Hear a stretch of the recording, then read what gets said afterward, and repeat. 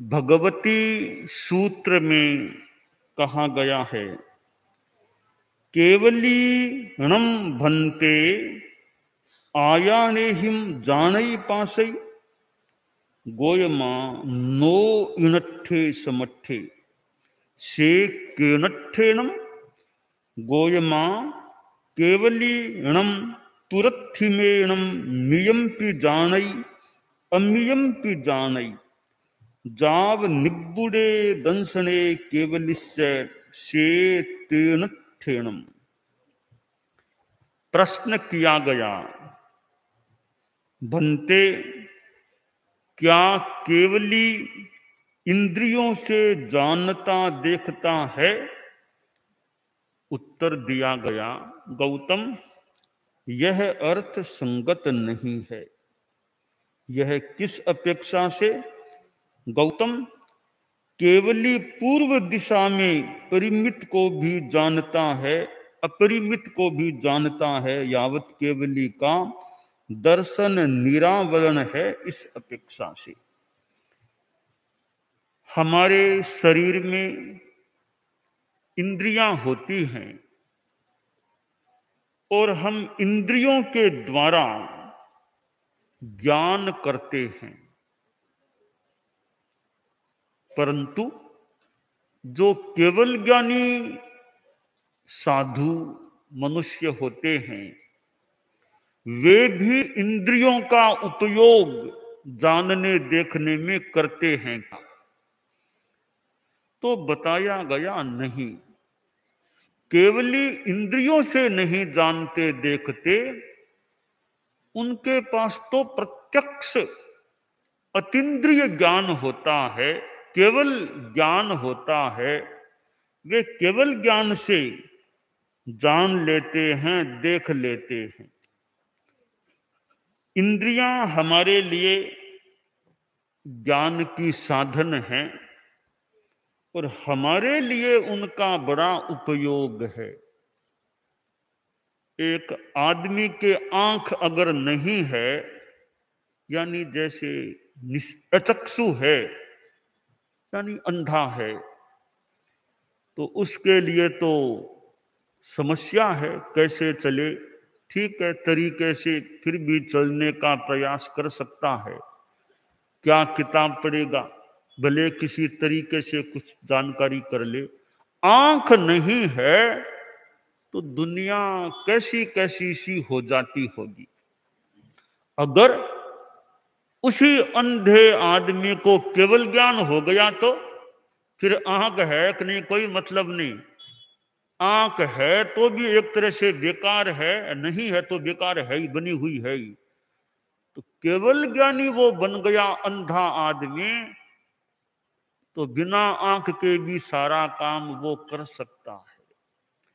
तो इंद्रियां सामान्य आदमी के लिए बहुत महत्वपूर्ण है, बहुत उपयोगी हैं, परंतु केवल ज्ञानी के लिए इंद्रियों की वैसी कोई उपयोगिता प्रतीत नहीं होती जो सामान्य आदमी के लिए होती है। इंद्रियों का जो एक सामान्य आदमी है, एक केवल ज्ञानी है, उपयोग क्या करता है वह खास बात है। कान का क्या उपयोग किया जाता है, आंख का क्या उपयोग किया जाता है और इंद्रियों का क्या उपयोग किया जाता है। जो आदमी अपने इंद्रियों का संयम भी रखता है और सदुपयोग भी करता है, वह बढ़िया आदमी है। जो आदमी इंद्रियों का दुरुपयोग करता है वह अबढ़िया आदमी, घटिया आदमी हो जाता है। तो हम भगवती सूत्र के इस निर्देशन से, इस स्टेटमेंट से यह प्रेरणा लें कि केवल ज्ञानी को तो इंद्रियों की अपेक्षा नहीं होती है। हम भी कभी केवल ज्ञानी बने जब इंद्रियां हमारे लिए मानो बेकार हो जाएं।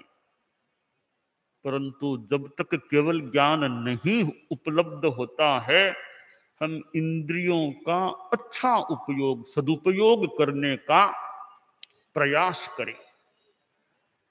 परम पूज्य आचार्य कालूगणी ने और परम पूज्य आचार्य तुलसी ने अपने इंद्रियों का कैसा उपयोग किया था, कितना अध्ययन करने में, सीखने में अपनी आंखों का उपयोग किया होगा। परम पूज्य कालूगणी को बहुत शिष्य मिले, अच्छे अच्छे कई शिष्य, विद्वान जो बने थे, ऐसे शिष्य भी मिले। कितना साध्वी समुदाय मिला था। और ठीक है, हर शिष्य का अपना अपना स्थान हो सकता है। एक मकान है, यह पंडाल ही देख लें, पंडाल है तो पंडाल में पंखे का अपना उपयोग हो सकता है, इस घड़ी का अपना उपयोग हो सकता है, इन चित्रों का अपना उपयोग हो सकता है, ऊपर छायादार जो यह पंडाल का रूप है उसका अपना उपयोग है, तो आंगन का अपना उपयोग, एक एक चौके का मानो अपना उपयोग हो सकता है। तो एक इस पंडाल, इस समवसरण में एक एक चीज का भी, मंच का अपना उपयोग है, अपना अपना उपयोग है। मंच की जगह मंच काम आता है, इस आंगन की जगह आंगन भी काम आता है। कोई यह कह दे आंगन का क्या उपयोग, मंच का उपयोग, मंच का है बहुत अच्छा उपयोग है, पर आंगन नहीं होगा, बैठने का स्थान ही नहीं होगा, खड़ा लेने का भी स्थान नहीं होगा, तो पूरे मंच का कितना उपयोग, वक्ता किसको सुनाएंगे बोल बोल करके। तो आंगन का अपना उपयोग है, मंच का अपना उपयोग है, अपना अपना उपयोग है। परम पूज्य कालूगणी के इतने शिष्य थे, शिष्याएं, उनका अपना अपना उपयोग हो सकता है। कोई अनुपयोगी भी कोई सिद्ध हो जाए तो हो जाए, या अत्यंत अल्प उपयोगी सिद्ध हो जाए, फिर भी जिसका जितना उपयोग हो सकता हो वो उपयोग करना खास बात है। अब उपयोग की बात है कि किसका क्या उपयोग किया जाए। कई बार शक्ति तो है, ये चौके तो पहले भी कहीं पड़े हुए होंगे, इनको यहां ला करके यूं स्थापित कर दिया गया, यहां इनकी उपयोगिता हो गई। चौके तो पहले कहीं पड़े हुए होंगे, अब यहां लाके बिछा दिया, जमा दिया, अब ये परिषद के लिए कितने उपयोगी बन गए। तो उपयोग में लेने वालों का भी अपना कौशल होना चाहिए कि क्या उपयोग किया जाए। मंच के लिए कौन सा पत्थर काम आ सकता है, आंगन के लिए कौन सा पत्थर काम आए, मूर्ति के लिए कौन सा पत्थर काम लिया जाए, सीढ़ियों के लिए कौन सा पत्थर काम लिया जाए। कभी मूर्ति का तो उपयोग है, सीढ़ियों का क्या उपयोग, अरे सीढ़ियां नहीं होंगी तो ऊपर मंदिर तक जाएंगे कैसे। तो सीढ़ियों का अपना उपयोग है। तो किसका कहां उपयोग किया जाए, वो नेता की अपनी दृष्टि हो, शक्ति हो, तो छोटी छोटी चीज को भी उपयोगी सिद्ध किया जा सकता है, यदि कुछ हो सके तो अमंत्रमक्षरम नास्ति, नास्ति मूल मनौषधम, अयोग्य पुरुषो नास्ति, योजकस्तत्र दुर्लभ है।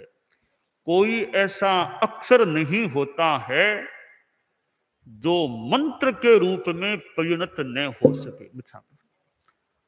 कोई ऐसा मूल नहीं जो दवा के रूप में काम में न आ सके। कोई ऐसा आदमी नहीं जिसमें कोई सामान्यतया जिसमें कोई भी योग्यता न हो। पर खास बात महत्वपूर्ण एक है, योजकस तत्र दुर्लभ है। जोड़ने वाला मुश्किल है, किसको कैसे फिट करना, किन अक्षरों का योग बिठाने से कैसे कौन सा मंत्र बन जाए, इस ज्ञान वाला आदमी मिलना मुश्किल हो सकता है। किस मूल का कैसे उपयोग करने से किस बीमारी के निराकरण में उसका उपयोग किया जाए, इस ज्ञान वाला वैद्य जानकार आदमी मिलना मुश्किल हो सकता है। किस आदमी का कैसे उपयोग किया जाए, इस खूबी वाला नेता मिलना कहीं मुश्किल हो तो हो सकता है। परम पूज्य कालूगणी के पास सामग्री थी, उनके पास मुनि तुलसी भी थे, उनके पास और भी संत थे, तो उन्होंने अपने ढंग से उपयोग किया है। घासीराम जी स्वामी को किधर भेजना और किसका क्या उपयोग करना है, मुनि तुलसी का क्या उपयोग करना। जैसे मूर्ति के लिए जो लायक चीज हो उसके द्वारा, पत्थर के द्वारा मूर्ति बनाई जा सकती है, तो कालूगणी ने भी ध्यान दिया होगा कि मेरे इतने शिष्य हैं, संत हैं, इस पट्ट पर बैठने के लायक कौन है। सारे तो पट्ट पर बैठने के लायक हों न भी हों, मेरे पीछे मेरे पट्ट पर मैं किसको बिठा सकता हूं। और आशा है, संभावना, उन्होंने ध्यान दिया ही होगा, इतने शिष्य हैं, किसको मैं यथा अपेक्षा जरूरत पड़ने पर इस पट्ट पर बैठने के लिए नियुक्त कर सकता हूं। और उनको एक शिष्य मानो, एक शिष्य रत्न ऐसा मिल गया, जिसके लिए उन्होंने ये निश्चयन कर लिया कि मैं इस छोटे शिष्य को अपने इस पट्ट पर मेरे पीछे दायित्व संभालने के लिए नियुक्त कर सकता हूं। और एक छोटे से शिष्य मुनि तुलसी, जो 22 वर्ष भी कंप्लीट नहीं किए थे, 22वां वर्ष चल रहा था, उस समय ही उन्होंने अपना उत्तराधिकारी युवाचार्य बना दिया था। और जब युवाचार्य बनाना था तो मगन मुनि पास में थे, एक बात चली आगे की व्यवस्था की, कभी किसको बनाना। मगन मुनि बोले किसको बनाना, आपकी मर्जी क्या है। का मगन लाल स्वामी, आपसे कोई बात छानी थोड़ी है, आपसे बात छानी है कि किन्ने बनाना है, तो फिर भी आप फरमाओ कि जिकन 11 वर्षों पाला पोसा बनाना भी नहीं है। कालूगणी बोले कि मगनलाल स्वामी की उम्र छोटी है, मेरी उम्र छोटी है। तो मगन मुनि बोले बात का भाव, तो अंदाता कोई बुढ़ो दानो हाजिर कर दू बिना बना दो आप। तो नहीं नहीं, कहीं आप कहीं बात करो जी, बनाना तो भी नहीं है, तो मन में हमारा आ गई, तो उम्र मेरी छोटी है। तो गुरुदेव उम्र की चिंता आप बिल्कुल न करें, आप उम्र की चिंता बिल्कुल ही न करें। तो मानो मगन मुनि ने शायद कालूगणी के मनोबल को और ज्यादा पुष्ट कर दिया कि आपको इस बात की चिंता नहीं करनी है कि उम्र उसकी छोटी, यानी पीछे सब संभाल लिए जाएंगे। और फिर कालूगनी का ऐसे ही मन कमजोर तो शायद ही हुआ होगा, फिर उम्र का एक फैक्टर उनके दिमाग में आ गया कि बहुत छोटा है, बहुत छोटा है अभी तो ये। तो मगन मुनि का और मानो सहयोग मिला, वो दिमाग में आई बात भी मानो निकल गई, एकदम पूर्ण मनोबल ठीक। और आखिर उन्होंने मुनि तुलसी को अपना युवाचार्य बना ही दिया। और 3 दिन का लगभग युवाचार्य काल प्राप्त हुआ, बहुत अल्प काल प्राप्त हुआ। और जब कालूगणी अस्वस्थ थे गंगापुर में, और पहले तो उनका इतना मानस, उनका मन तो यह था कालूगणी का कि युवाचार्य बनाना है, तो बीदासर जाऊं, बीदासर जाकर के माता जी, माजी छोगा जी की उपस्थिति में वह बीदासर में मैं अपना युवाचार्य घोषित करूं, यह उनका मनोभाव था। पर कालूगणी जैसे महापुरुष की भी मनोभावना मानो पूरी नहीं हो सकी, बड़े आदमी उनकी भी इच्छा पूरी नहीं हो सकी, और उनको तुरंत निर्णय, जल्दी निर्णय लेना पड़ा। बिना बीदासर गए मेवाड़ में ही, गंगापुर में ही उनको युवाचार्य नियुक्ति करने की नौबत आ गई, स्थिति परिस्थिति आ गई, और उन्होंने वहां मुनि तुलसी को युवाचार्य बना दिया। और धर्म संघ में 3 दिन के लिए मानो आचार्य युवाचार्य की जोड़ी हो गई। वो 4 दिनों की चांदनी कर दो, वो 3 दिनों की चांदनी जो भी, फिर आखिर युवाचार्य आचार्य बन गए तो कालूगणी मानो अदृश्य हो गए या उनका महाप्रयाण हो गया। तो एक इतनी छोटी उम्र के साधु को युवाचार्य बना देना, फिर उनका आचार्य बन जाना, हमारे धर्म संघ के इतिहास की आज तक की ये अद्वितीय घटना है, कीर्तिमान है। इतनी छोटी उम्र में आज तक कोई भी साधु आचार्य नहीं बना जिस उम्र में आचार्य तुलसी आचार्य बन गए थे। परम पूज्य कालूगणी और आचार्य तुलसी की उम्र में भी फासला था, अंतर था। अंदाज मान ले 38 वर्ष का दोनों की उम्र में बीच का, वो करीब 22 के, वो करीब 60 के, तो लगभग 38 वर्ष का फासला था। और कालूगणी को एक मानो रत्न मिल गया कि जिसको वो अपना युवाचार्य बना सके, उत्तराधिकारी बना सके। परम पूज्य आचार्य तुलसी का मानो यह आनुकूल्य था कि उनको कालूगणी के पास रहने का मौका मिला। अन्यथा आचार्य कईयों को न्यारा में भी भेज देते हैं, और मुनि तुलसी को भी अल्पकाल के लिए न्यारा में रहना भी पड़ा था। जब कालूगणी का मर्यादा महोत्सव छापर में कालूगणी पधारी मर्यादा महोत्सव के लिए, मुनि तुलसी को साथ नहीं लाए थे। मुनि तुलसी के बिना वो छापर का प्रवास, तो मर्यादा महोत्सव कालीन प्रवास था, तो मुनि तुलसी के बिना हुआ था। मुनि तुलसी को पीछे लाडनू छोड़ दिया गया था। तो मुनि तुलसी कालूगणी के पास ही प्राय प्राय रहे थे। कदाचित उनको कुछ काल के लिए कालूगणी से अलग भी रहना पड़ा था। पर ठीक है, कालूगणी की जो कृपा मुनि तुलसी पर थी वो अपने आप में अति विशिष्ट थी। ऐसी कृपा तो किसी किसी शिष्य को ही, किसी को मिलती होगी, या इतना विश्वास गुरु का, इतनी आशा गुरु के मन में किसी शिष्य के प्रति होती होगी जो मुनि तुलसी के प्रति कालूगणी को हुई थी। कालूगणी के मन में जो भाव था, और मुनि तुलसी को 11 करीब वर्षों का जो कालूगणी का सानिध्य मिला, वो समय भी उनके लिए एक विकास का समय था। और युवाचार्य के रूप में अगर कई वर्षों तक रहने का मौका मिल जाता तो और भी एक दृष्टि से अच्छी बात थी। तो मुनि तुलसी से कालूगणी ने बात की थी। युवाचार्य तो बाद में बनाया, पहले थोड़ी बातचीत की थी, उनको पहले बात के लिए बुलाया था। और जब बात के लिए मुनि तुलसी गए, कालूगणी संभवतः पुडाई हुए थे, कहा मुझे उठाओ, बैठा करो। तो संत भी आया, उनको कालूगणी को बिठाया। कालूगणी ने बात की तो कहा भी अब देखो मेरे शरीर की यह स्थिति हो गई है, यह शरीर की स्थिति हो गई है अब। तो यानी उनको संकेत देना था कि अब मुझे तुम्हें पीछे का दायित्व अब सौंपना है, कि मैं ठीक हो जाऊं तो ठीक है, वरना आप जो भी पीछे दायित्व, जो भी उनको एक बात बताई दो, वो बात इस रूप में थी कि तुम्हें अब पीछे का दायित्व सौंपा जाना है। तो उसके मान लो हिंट कालूगणी ने मुनि तुलसी को दे दिया।